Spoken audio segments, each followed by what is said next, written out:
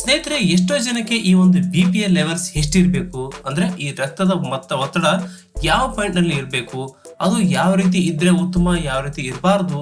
So ಇದೆಲ್ಲದರ ಬಗ್ಗೆ ಸರಿಯಾದ ಮಾಹಿತಿ ಪ್ರತಿಯೊಬ್ಬರಿಗೆ ಗೊತ್ತಿರಲೇಬೇಕು ಸ್ನೇಹಿತರೆ.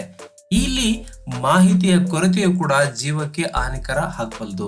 ಸೊ ಅದರಿಂದ ಇದರ ಬಗ್ಗೆ ಸರಿಯಾದ ಮಾಹಿತಿಯನ್ನು ಕೂಡ ನೀವು ತಿಳ್ಕೊಳ್ಬೇಕು ಸ್ನೇಹಿತರೆ.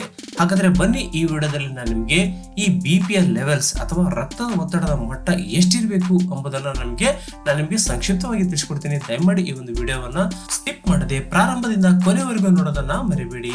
ಹಾಗೇನೆ ಇದು Maruti tech and fun channel ಇದುವರೆಗೂ ಸಬ್ಸ್ಕ್ರೈಬ್ ಮಾಡ್ಕೊಂಡಿಲ್ಲ ಅಂತಂದ್ರೆ ದಯಮಾಡಿ ಸಬ್ಸ್ಕ್ರೈಬ್ ಮಾಡ್ಕೊಳ್ಳಿ. ಹಾಗೇನೆ ಪಕ್ಕದಲ್ಲಿರುವಂತ ಬೆಲ್ ಬಟನ್ ಕೂಡ ಪ್ರೆಸ್ ಮಾಡಿ.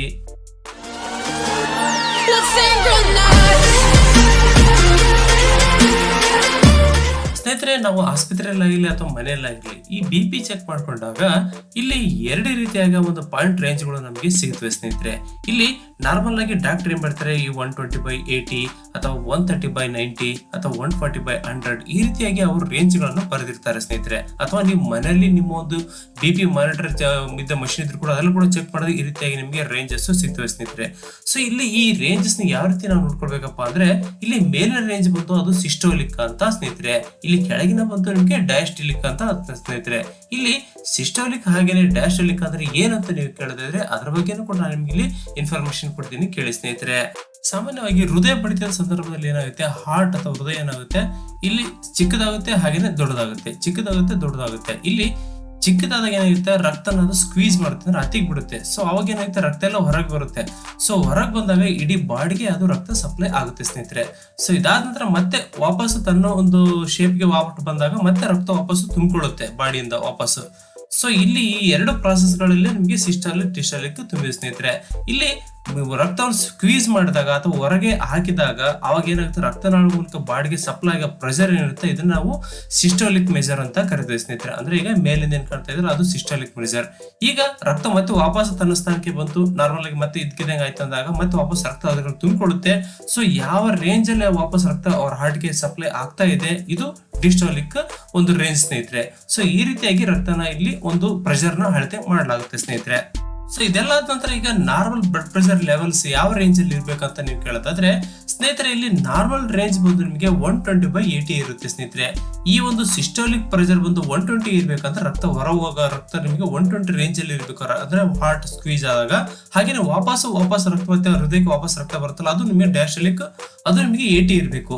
ಇಲ್ಲಿ 120/80 ಕೆಳಗೆ ಇದ್ರೆ ಇದು ನಾರ್ಮಲ್ ಅಂತ ಅರ್ಥ, ಅಂದ್ರೆ ನಿಮ್ಮ ಹಾರ್ಟ್ ಚೆನ್ನಾಗಿದೆ ಅಂತ ಅರ್ಥ, ಅಥವಾ ನಿಮ್ಮ BP ಚೆನ್ನಾಗಿದೆ ಅಂತ ಅರ್ಥ ಸ್ನೇಹಿತರೆ. ಒಂದ್ ವೇಳೆ ಇದು ದಾಟಿತಪ್ಪ 120/80 ಅಂದಾಗ ಇಲ್ಲಿ ಪ್ರೀ ಹೈಪರ್ ಟೆನ್ಷನ್ ಅಂತ ಕರೀತಾರೆ. ಇದ್ರ ರೇಂಜ್ ಬಂದು 120 to 129 ಸಿಸ್ಟೋಲಿಕ್ ಪ್ರೆಷರ್ ಇರುತ್ತೆ. ಹಾಗೇನೆ ಡಯಾಸ್ಟೋಲಿಕ್ ಬಂದು ನಿಮಗೆ ಲೆಸ್ ದೆನ್ 80 ಇರಬಹುದು ಸ್ನೇಹಿತರೆ.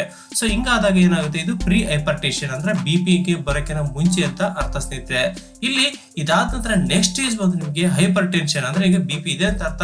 130 to 139 ಇಲ್ಲಿ ಸಿಸ್ಟೋಲಿಕ್ ಪ್ರೆಷರ್ ಇರುತ್ತೆ. ಹಾಗೇನೆ 80 to 89 ನಿಮಗೆ ಡಯಾಸ್ಟೋಲಿಕ್ ಒಂದು ರೇಂಜ್ ಇರುತ್ತೆ ಸ್ನೇಹಿತರೆ. ಈ ಒಂದು ರೇಂಜ್ ಅಲ್ಲಿ ಇದ್ರೆ ನಿಮಗೆ ಹೈಪರ್ ಟೆನ್ಷನ್ ಸ್ಟೇಜ್ 1 ಅಲ್ಲಿ ಇದ್ರ ಅಂತ ಅರ್ಥ ಸ್ನೇಹಿತರೆ. ಇದಾದ ನಂತರ ನೆಕ್ಸ್ಟ್ ಸ್ಟೇಜ್ ಬಂದು 140/90 ಅಥವಾ ಅದಕ್ಕಿಂತ ಮೇಲ್ಪಟ್ಟು ಇದ್ದಾಗ ಇಲ್ಲಿ ಹೈಪರ್ ಟೆನ್ಷನ್ ಸ್ಟೇಜ್ 2 ಅಂತ ಅರ್ಥ. ಇಲ್ಲಿ ನಿಮಗೆ ಇಲ್ಲಿ ತುಂಬಾ ಕ್ರಿಟಿಕಲ್ ಅಂತ ಕಂಡೀಷನ್ ಅಂತ ಅರ್ಥ ಮಾಡ್ಕೋಬೇಕು ನೀವು. ಇಲ್ಲಿ ನೀವು ಡಾಕ್ಟರ್ನ ಸಹಾಯ ತೊಗೊಳ್ಬೇಕು, ಡಾಕ್ಟರ್ನ ಸರಿಯಾಗಿ ಕನ್ಸಲ್ಟ್ ಮಾಡ್ಕೊಳ್ಬೇಕು, ಸರಿಯಾದ ಒಂದು ಲೈಫ್ ಸ್ಟೈಲ್ ಅನ್ನು ಕೂಡ ನೀವು ಚೇಂಜ್ ಮಾಡ್ಕೊಳ್ಬೇಕಾಗುತ್ತೆ. ಇದು ಒಂದು ಪೀಕ್ ಲೆವೆಲ್ ಸ್ನೇಹಿತರೆ, ಇಲ್ಲಿ ನೀವು ತುಂಬಾನೇ ಹುಷಾರಾಗಿರ್ಬೇಕಾಗುತ್ತೆ. ಸೊ ಇದಾದ ನಂತರ ನಿಮಗೆ 180/120 ವರೆಗೆ ಇತ್ತು ಅಂದ್ರೆ ಇದು ನಿಮಗೆ ತುಂಬಾನೇ ಕ್ರಿಟಿಕಲ್. ಈ ಸ್ಟೇಜ್ ಅಲ್ಲಿ ನಿಮಗೆ ಮನುಷ್ಯನಿಗೆ ಒಂದು ಸ್ಟ್ರೋಕ್ ಆಗ್ಬೋದು, ಅಥವಾ ಹಾರ್ಟ್ ಅಟ್ಯಾಕ್ ಆಗ್ಬೋದು, ಅಥವಾ ಕಿಡ್ನಿ ಸಮಸ್ಯೆಗಳು ಬರ್ಬೋದು, ಏನಾದ್ರೂ ಸಮಸ್ಯೆ ಬರ್ತಕ್ಕಂತಹ ಒಂದು ಮೇಜರ್ ಒಂದು ಕಾಯಿಲೆ ಆಗ್ಬೋದು ಸ್ನೇಹಿತರೆ. ಸೊ ಅದರಿಂದ ಈ ಒಂದು ರೇಂಜ್ ಗಳನ್ನು ನೀವು ತಿಳ್ಕೊಂಡ್ರೆ ನಿಮ್ಮ ಒಂದು BP ಲೆವೆಲ್ಸ್ ಯಾವ ರೀತಿ ಅಂತ ನಿಮಗೆ ಗೊತ್ತಾಗುತ್ತೆ ಸ್ನೇಹಿತರೆ. ನೀವು ಯಾವಾಗಾದ್ರೂ ನಿಮಗೆ ನಿಮ್ಮ ಹತ್ರ BP ಮಾನಿಟರ್ ಮಷಿನ್ ಇದೆ, ನೀವೇ ಚೆಕ್ ಮಾಡ್ಕೊಳ್ಬಹುದು. ಒಂದ್ ವೇಳೆ BP ಮಾನಿಟರ್ ಮಷಿನ್ ಇಲ್ಲ ಅಂದ್ರೆ ಕೂಡ ನಿಮ್ಮ ಹತ್ತಿರದ ಒಂದು ಆಸ್ಪತ್ರೆಗಳಲ್ಲಿ ಕೂಡ ನಿಮಗೆ ಈ ಒಂದು ಮಷಿನ್ ಇರುತ್ತೆ ಸ್ನೇಹಿತರೆ. ಅಲ್ಲಿ ಕೂಡ ನೀವು ಆಗಾಗ ನೀವು ಚೆಕ್ ಮಾಡ್ಕೊಂತಾ ಇದ್ರೆ ನಿಮ್ಮ ಒಂದು BP ಲೆವೆಲ್ ರೇಂಜ್ ಕೂಡ ನಿಮಗೆ ಗೊತ್ತಾಗುತ್ತೆ ಸ್ನೇಹಿತರೆ. ಫ್ರೆಂಡ್ಸ್, ಇದೇ ರೀತಿ ನಾನು ನಿಮಗೆ ಉಪಯುಕ್ತ ಮಾಹಿತಿಗಳುಳ್ಳ ವಿಡಿಯೋಗಳನ್ನು ಅಪ್ಲೋಡ್ ಮಾಡ್ತಾ ಇರ್ತೇನೆ. ನಮ್ಮ ಈ ಸಣ್ಣ ಪ್ರಯತ್ನಕ್ಕಾಗಿ ನಿಮ್ಮದೊಂದು ಲೈಕ್ ಇರಲಿ. ಹಾಗೇನೆ ಇಲ್ಲಿವರೆಗೂ ನೀವು ನಮ್ಮ ಮಾರುತಿ ಟೆಕ್ ಅಂಡ್ ಫನ್ ಚಾನಲ್ಗೆ ಸಬ್ಸ್ಕ್ರೈಬ್ ಆಗಿರ್ತಾ ಇದ್ರೆ ದಯವಿಟ್ಟು ಈಗಲೇ ಸಬ್ಸ್ಕ್ರೈಬ್ ಮಾಡ್ಕೊಳ್ಳಿ. ಹಾಗೇನೆ ಪಕ್ಕದಲ್ಲಿರೋ ಬೆಲ್ ಬಟನ್ ಕೂಡ ಪ್ರೆಸ್ ಮಾಡಿ. ಧನ್ಯವಾದಗಳು.